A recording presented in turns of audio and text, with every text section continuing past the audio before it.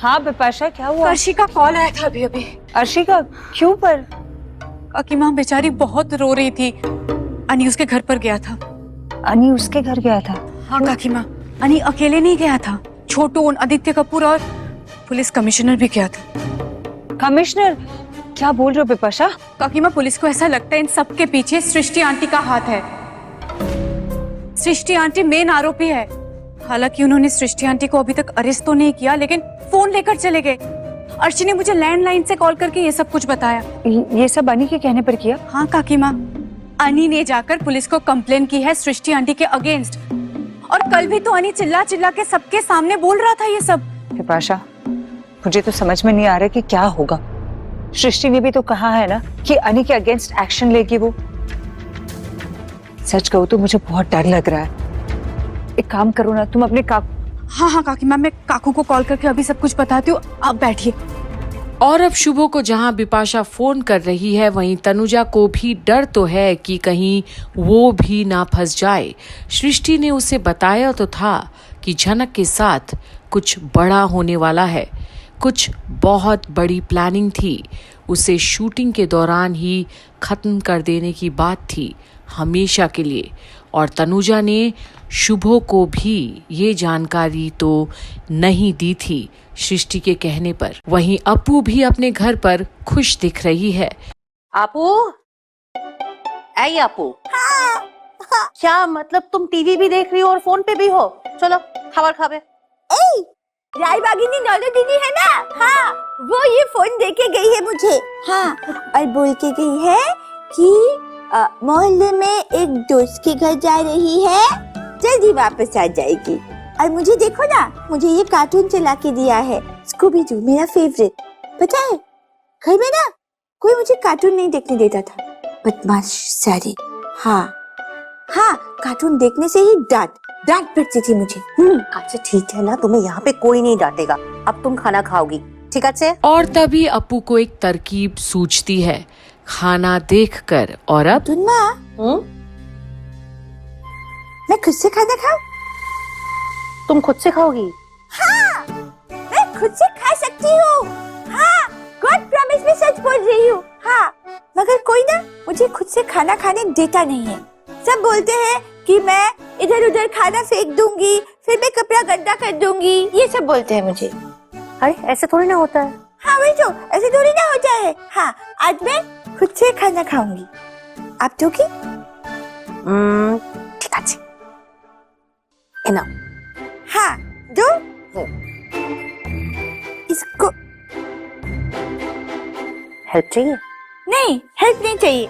मैं ना यहाँ नीचे रख देती हूँ। हाँ, ये देखो, मैंने ये लिया। हाँ, और ऐसे मैंने इसमें डाला और खा लिया। खा लिया मैंने। देखा तुमने ना, मैंने गिराया नहीं, मैंने कपड़ा भी गंदा नहीं किया, है ना? हाँ, तो आज से मैं खुद से खाना खाऊंगी। हाँ, बस। अच्छा ठीक है, तुम खुद से खाना खाओ। हाँ। मैं तुम्हारे लिए पानी लेके आती हूँ। हाँ ठीक है। और ये अनुराधा का प्यार ही है जिसके चलते अपू में परिवर्तन दिखने लगा है। अच्छे माहौल से कितनी बदल गई है अपू। और जहां अनुराधा अपू के लिए पानी लेने जाती है, वहीं अपू खाना तो खाने की प्रयास कर रही है। पर तभी आज की ताजा खबर, खाई की गहराइयों में मिली एक गाड़ी। पुलिस अथॉरिटीज ने खाई की गहराइयों से एक गाड़ी को बाहर निकाला है। और अब सवाल ये है कि आखिर खाई में गाड़ी किसने और क्यों गिराई। बड़े अफसोस की बात है कि उस गाड़ी में एक लड़की की डेड बॉडी मिली है, एक जवान लड़की की, जो कि अब इस दुनिया में नहीं रही।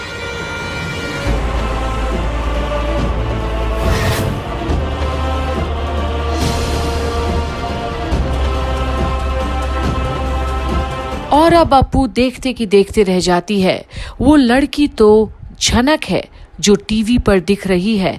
और अब खाना तो क्या, अपू थाली पर से ही उठ जाती है, इतनी चौंक गई है वो।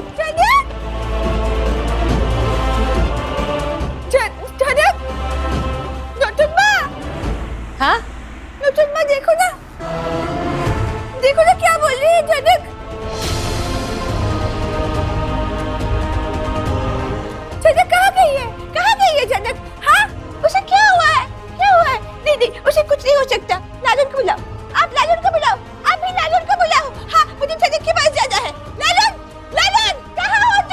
हाँ डाकची बाबा डाकची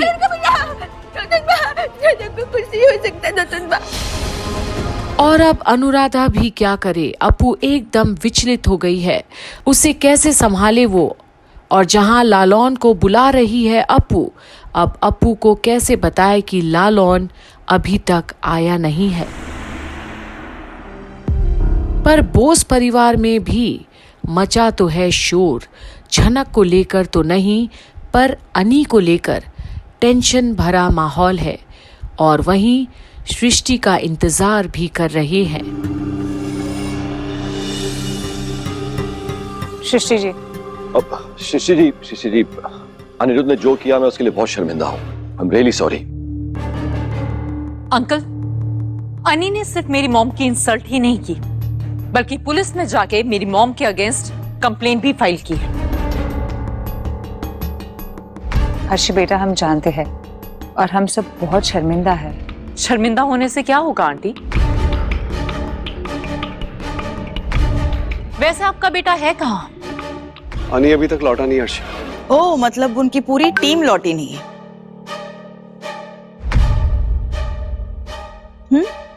छोटौन, अनिरुद्ध, लालौन, आदित्य, सब राइट? जी आंटी, और सच में मुझे बहुत हैरानी हो रही है। और हमेशा की तरह बिपाशा ही जवाबदेही है अपने काका और काकू के तरफ से, पर अब उसकी बातों में आने वाली नहीं सृष्टि और अर्शी। कि अनी एक बाहर वाली लड़की के लिए इतना बड़ा रिस्क ले रहा है। कोई रिस्क विस्क नहीं है, आने दो उसे। बहुत हो चुका, बहुत देख लिया मैंने। अब उसे फेस टू फेस पूछूंगा और कहूंगा उससे कि ये केस उसे वापस लेना ही पड़ेगा। बूढ़ो माँ, आपका दामाद लालौन, उसकी प्रॉब्लम क्या है? मेरी मॉम के पीछे ही पड़ गया। प्रॉब्लम? उसे क्या प्रॉब्लम होगी? अगर प्रॉब्लम नहीं है तो हमारे घर पे उसने पुलिस को क्यों भेजा? पर अब जिस बात की जानकारी ही नहीं अंजना को, तो वो क्या बोले, सबकी ओर देखती है। लालौन तुम्हारे यहाँ पुलिस को क्यों भेजेगा? ये तो आप और आपका दामाद ही जाने। लालौन, छोटौन, अनी, आदित्य, ये सब मिलकर पुलिस स्टेशन गए थे मेरी मॉम के अगेंस्ट कंप्लेंट फाइल करने। देखो हर्षी, अगर मेरा दामाद पुलिस स्टेशन किसी के साथ जाते हैं तो ये उनकी मर्जी, और अगर वो कमिश्नर से मिलते हैं तो कमिश्नर उनकी बात क्यों मानेंगे? अगर तुम कमिश्नर से कह दो कि किसी की छानबीन करनी है तो वो तुम्हारी बात यूं ही क्यों मान लेंगे भला? हमारी बात अलग है। तुम्हारा दामाद कमिश्नर का खास है, दोनों बहुत क्लोज हैं। और अब सृष्टि लगी है अंजना को बेइज्जत करने में, और किसी के सामने तो हिम्मत नहीं तो अंजना ही सही। बॉडी, एक बात आप समझ लीजिए, अगर आपको इस घर में रहना है तो ये सब नहीं चलेगा। ये समधी हैं हमारे। पर लालौन तो इस घर में नहीं रहते ना, और वैसे भी शुभ, तुम्हारे दादा पहले ही ये बात कह चुके कि वो इस घर को छोड़ देंगे।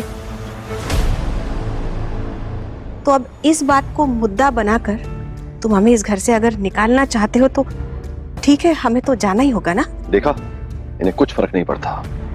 हाँ बॉडी, अगर हमारी समधन के साथ ऐसी हरकतें होती रही ना तो बेहतर होगा कि आप लोग घर छोड़कर चले जाए। और तुम्हारी भी यही राय होगी लाल, है ना? पर अब लाल कहाँ कुछ कहने वाला, अपनी माँ से इन सब के खिलाफ जाकर तो बिल्कुल भी नहीं। तो बिपाशा है ना। अब लाल की तरफ क्यों देख रही है माँ?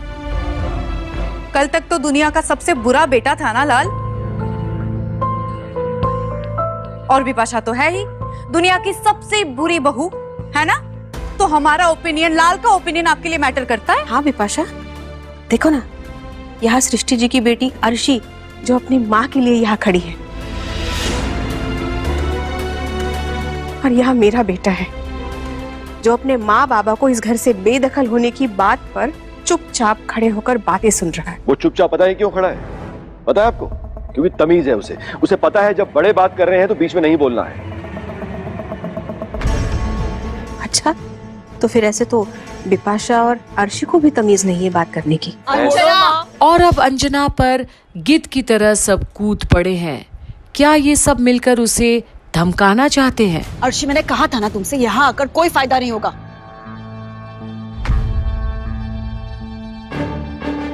ये लोग आपस में ही बहस करते रहेंगे। चलो यहाँ से, चलो। शशि जी प्लीज प्लीज प्लीज मेरी बात सुनिए। क्या सुनना बाकी है शुभो जी? क्या सुनना बाकी है अब? इस घर में हमेशा हमारी बेइज्जती हुई है। आपके बेटे ने तो सीधे सीधे बोल दिया है कि वो अर्शी के साथ कोई रिश्ता नहीं रखना चाहता, वो इससे बिल्कुल प्यार नहीं करता। आपके घर की नौकरानी गायब है तो अब वो मुझे फंसा रहा है उसमें। और आपके घर का दामाद जो बस्ती में रहता है, जिसका मैंने कुछ भी बिगाड़ा नहीं है, अब वो भी मुझे हैरेस करने लगा है।